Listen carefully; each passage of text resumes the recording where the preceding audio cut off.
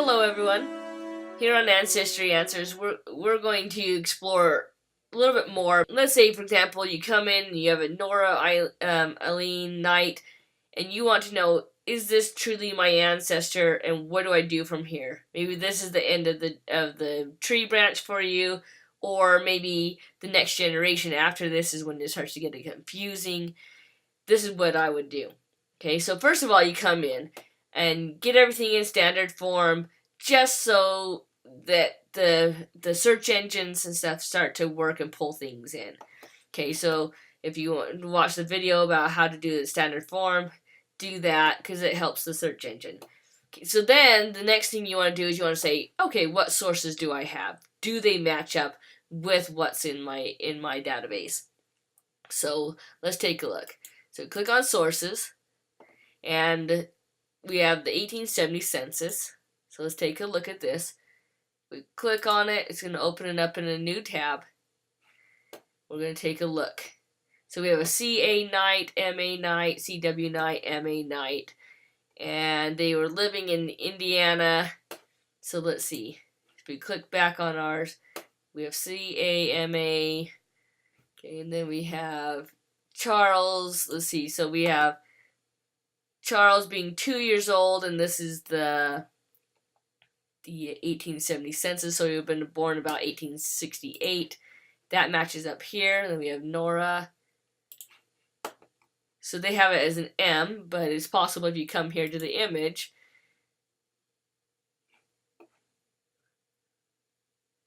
that it was a transcription error. Maybe it was written down weird.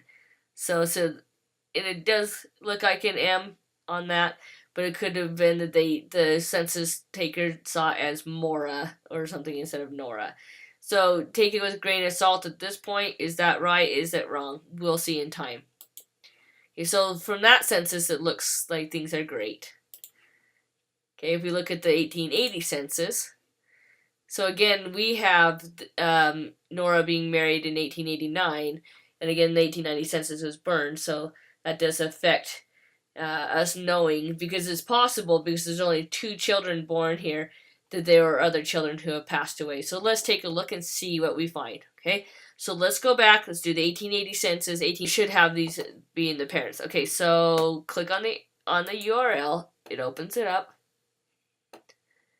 We show that in 1880 she was born about 1870, and again we have her being born in 1870. And we have her being born in Indiana. Let's see if this matches up. Shows Indiana. Father and mother are born in Indiana. Let's take a look at that. Hold on, sorry about the scrolling. Let's see, Indiana and Indiana. So that matches up. Then if we come here, we have Charles W., who's 2 years older, which is correct according to ours. And we have Ida W. being 6 years old. We have, so that's Ida right here. So you can see here, you can see from the 18, so it had Charles, Nora, and then we have Ida, and you can see it didn't have Martha. And Martha, according to here, shows that she died in 1876. So the 1880 census verifies that Martha did indeed pass away before the 1880 census. Okay. So close that. Let's go to the 1900 census. Open the URL. Now, here we have that she is married, and her married name is Henderson. So it just shows Henderson, and then Goldia and Gladys. So let's see, we have Goldie and Gladys. Okay, so that matches up great. Now, the one thing about 1910 census is if the mother is alive, it will indicate how many children were born and how many are living to that particular mother. So we're going to zoom in on it, and we're going to find, let's see, down here, we're looking for Henderson. Here we go. So here we go, and per the 1900 census, she had 2 children were born to her, and 2 are living. So that is correct. And then we have June 1870, and he's April 1869. So we have June 1870, April 1869, then we have September 1890. Sorry. Let's see. September 1890 and August 1894. Okay, great. So this record is helping us out and also shows that his parents were also born in Indiana. So we can double check that. So if we left click and then under person we right click and then we left click on open link a new tab, then we're not going to close her tab. This will be his tab and we'll see if his parents show that they're also in Indiana. He doesn't have any parents listed. So one thing we could do is we could add parent, and we know the last name would be Henderson, and deceased, and Indiana. And then we could see if anything comes up. Mail. You get to put something and then put next. And it's going to bring up something. It's going to create new. And we're going to continue our research and see if we can end up figuring out who he is. Okay, who his parents are. One thing is we can come here, we can go possible duplicates. There's nothing coming up because that may have simplified it. Here's James Everett Henderson, his Louisiana death. We don't have any death information, but we do from this is 1948. James Everett Henderson. Father's name is John Henderson. Well, check this out. Okay, that must be the child. Wait, hold on. It said John Henderson and Nora Knight. Born in Bedford, Indiana. Okay, so James died. So, wow. Okay. So John Henderson and Nora Knight.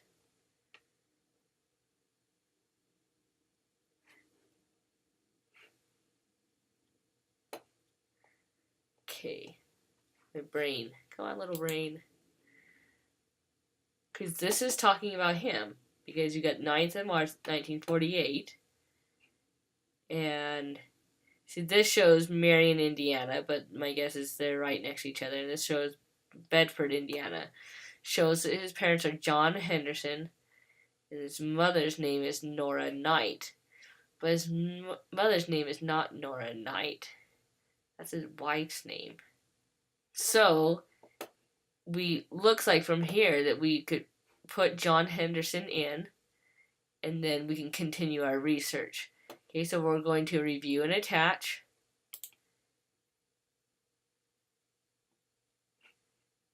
I'm going to start down here first. We're going to attach. You can see the information here. And it doesn't allow us to bring it over. I wish it would. But we'll have to manually go in and copy and paste that information and put it in. And I'll show you how to do that. So on this, we're going to compare. And we're going to attach. And again, we have to manually add in. I don't know what I feel about adding Nora Knight as the mother yet, so I'm going to hold off. We're going to return to family tree.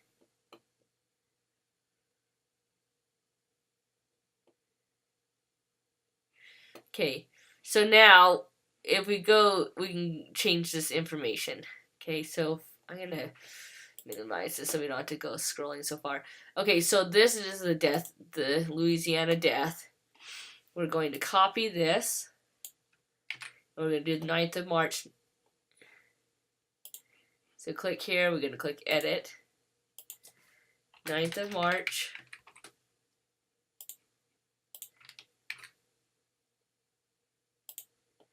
And then we're going to scroll back down. I'm going to copy the name of this record, which is right here. And I'm going to come and paste this in so that we know it came from that. Click save.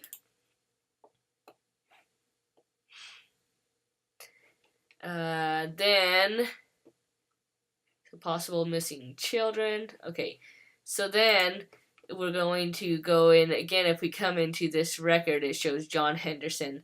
So we're going to come into the father and we're going to edit his name.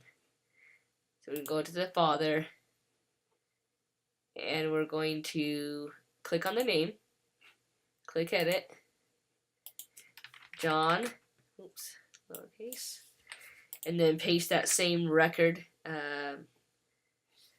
of son, what was his, James Everett.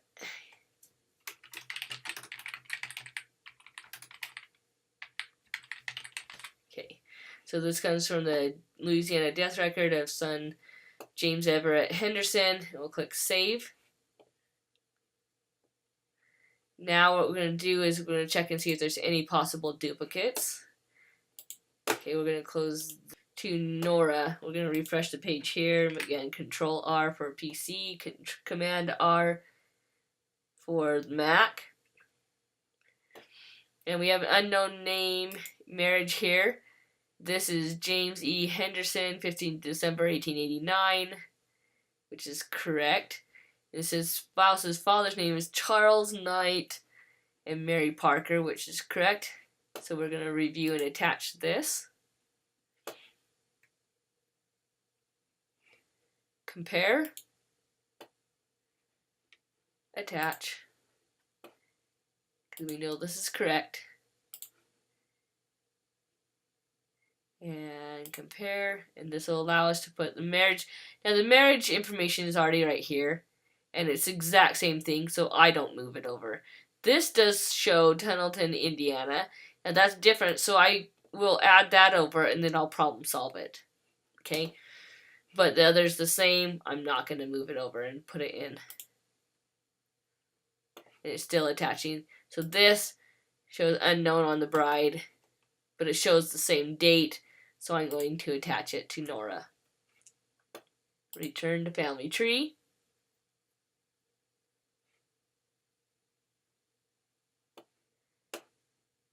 Okay, so then if we go back to the sources, the 1910 census, we click on the URL. And again, let's see, we have Gladys, Stacy, and Randall. Gladys, Stacy, and Randall.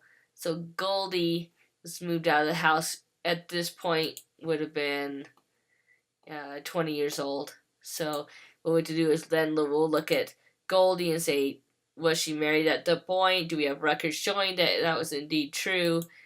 Okay, so then we come back here, and again, remember the 1910 census.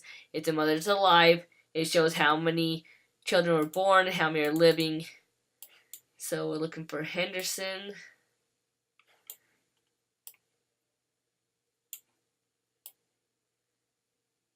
Where is it? There it is. Sorry. Okay, so here it shows 4, and 4 are living. So if we again go here, we have 4, and 4 are living.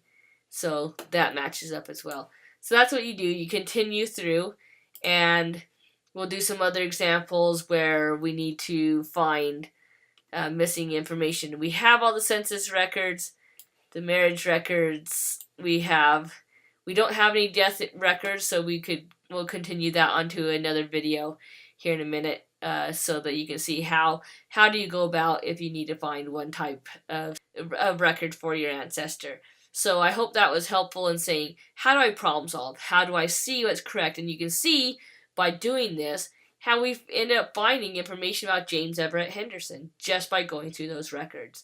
So I suggest you do that. It helps you to make sure that not only the dates, names, and places are correct, make sure we're not missing anybody because they're all important.